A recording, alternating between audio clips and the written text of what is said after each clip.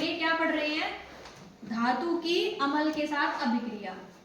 ठीक है, कि भाई जो धातु होती है वो अम्ल के साथ अभिक्रिया करके क्या उत्पन्न करती है, कौन सी गैस बनाएगी और उस धातु का क्या होगा।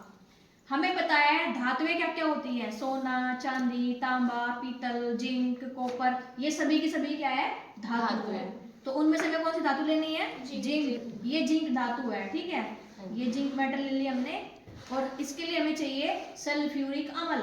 सल्फ्यूरिक अम्ल का सूत्र होता है H2SO4, यानी जो आप इन्वर्टर बैटरी में यूज करते हो ना, सुना होगा आपने बैटरी के अंदर, तो साधारण भाषा में उसे क्या कहते हैं, तेजाब कहते हैं। तेजाब का नाम सभी ने सुना है। तो वो क्या होता है, वो H2SO4 होता है। तो देखो हमने ये ले लिया H2SO4, इसको हम टेस्ट ट्यूब में डालेंगे ऐसे। ये H2SO4 ले लिया हमने। अब हमें डालनी है इसमें क्या, जिंक मेटल डालनी है। ये जिंक मेटल का टुकड़ा है, देखो चमकीला है बिल्कुल। अब इसके अंदर डालेंगे, डाल दीजिए।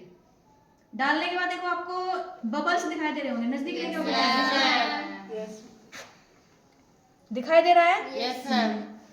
ऐसा क्यों हुआ, क्योंकि जिंक ने H2SO4 के साथ क्या कर ली है, अभिक्रिया, रिएक्शन कर ली। हाँ जी, देखो इसमें से आवाज भी सुनाई दे रही है आपको। हाँ जी, सुन रही है। नजदीक लेके आओ बेटा एक बार। इसमें से बबल्स निकलने लग रहे हैं। मैं इसको ऐसे बंद कर देती हूँ।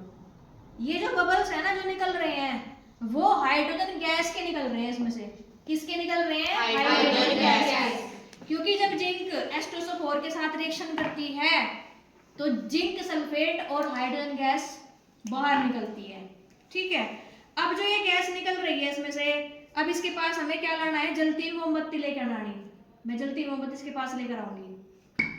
कैसी आवाज आई है, पट की आवाज आई है, पोक साउंड बोलते हैं जिसको।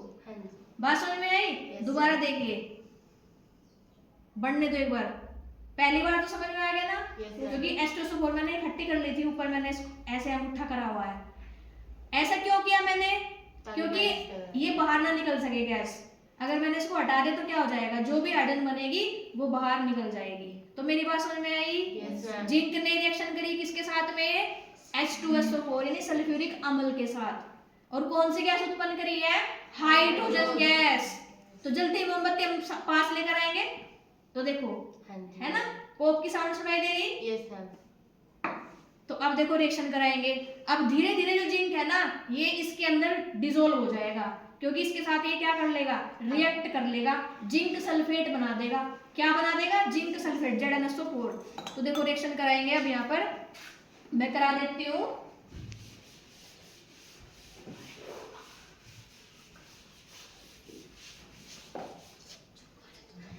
ये हमने ले ली जिंक मेटल। कौन सी मेटल ली, जिंक। रिएक्शन करा रहे हैं किसके साथ में, H2SO4 के साथ में। इसको कहते हैं सल्फ्यूरिक एसिड। सल्फ्यूरिक एसिड या सल्फ्यूरिक अम्ल, हिंदी में बोलते हैं सल्फ्यूरिक अम्ल, और वैसे साधारण भाषा में हम कहते हैं तेजाब। सभी ने सुना है नाम इसका। और ये लेना हमें डाइल्यूट। डाइल्यूट का मतलब इसमें पानी की मात्रा होनी चाहिए, उसको डाइल्यूट कहते हैं। ये कंसंट्रेटेड नहीं होना चाहिए। तो ये डाइल्यूट फॉर्म में हमने लिया था। अब जैसे ही जिंक मेटल H2SO4 के साथ रिएक्शन करता है तो ये जो जिंक है ना ये H2SO4 के साथ रिएक्शन करके बना देगा ZnSO4 प्लस। अब देखो यहाँ से सल्फेट तो निकल गया बाहर, जो जिंक के साथ रिएक्शन कर ली जिसने, बचा क्या हमारे पास, H2। ये बच गई हमारे पास हाइड्रोजन गैस। बात समझ में आई।